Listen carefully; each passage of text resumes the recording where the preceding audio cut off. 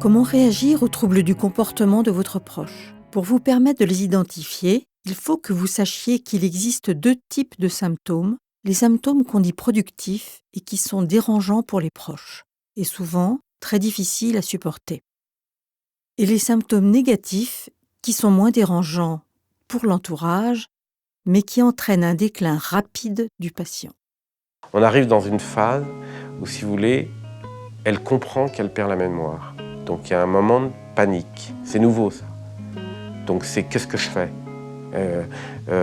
Elle voit qu'elle est un peu confuse, perdue. Et elle veut retrouver des repères. Donc elle est dynamique, elle dit mais qu'est-ce que je fais? Donc si elle se lève en pleine nuit, ben, elle ne sait pas, il est 4 heures du matin, elle ne sait pas ce qu'elle va faire cette journée, elle se dit je vais peut-être partir à la campagne, ou il y a peut-être un de mes fils qui vient venir. Donc elle va sonner chez ma belle-sœur à 4 heures du matin en lui disant qu'est-ce que je fais.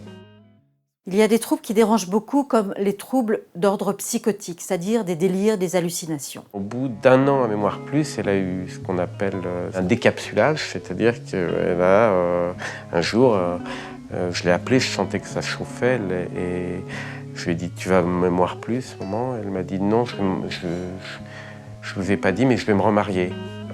Je dis ah bon, formidable, mais quand ça? Bah, aujourd'hui. C'est dérangeant, mais en même temps, si vous avez l'impression que ce délire ou cette hallucination n'est pas effrayante pour la personne qui l'a subi, ne vous en faites pas. On peut laisser ce trouble continuer en essayant de remettre la personne, en lui disant mais non, c'est vraiment un délire, en essayant de lui faire critiquer son délire ou critiquer son hallucination. Moi, disons que je l'ai accompagnée dans cette espèce de délire joyeux, mais la dame qui s'occupait d'elle a été paniquée et s'est mise à pleurer parce qu'elle avait connu mon père et tout, que c'était pas possible et tout. Mon frère aussi. Ils n'ont pas compris que c'était un rêve. Ça devenait difficilement gérable parce qu'elle attendait son fiancé, enfin la voiture de son fiancé le soir ou le matin, donc elle descendait à attendre. Elle se rhabillait le soir, elle se maquillait et donc ça devenait difficilement gérable. Certains autres troubles du comportement, comme l'agitation, l'agressivité, sont extrêmement difficiles à supporter aussi. Il faut se dire qu'il y a toujours une origine à cette agitation, cette agressivité.